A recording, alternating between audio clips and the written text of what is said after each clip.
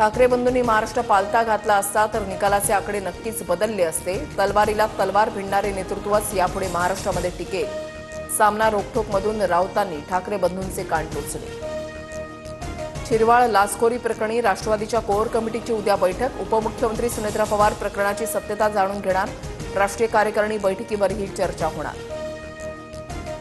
Mulund metro slab दुर्घटनेमध्ये 5 जणांना अटक. Engineer Satyajit Salve निलंबित. कंत्राटदारावर 5 कोटी आणि जनरल कन्सल्टंटवर 1 कोटींचा दंड.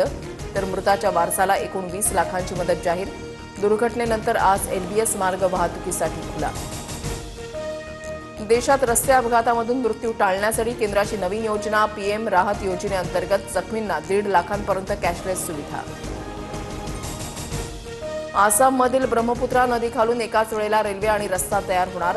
तर महाराष्ट्र, गुजरात, तेलंगणासाठी 11,000 कोटींचे रस्ते प्रकल्प मंजूर. केंद्रीय मंत्रिमंडळाच्या बैठकीमध्ये निर्णय.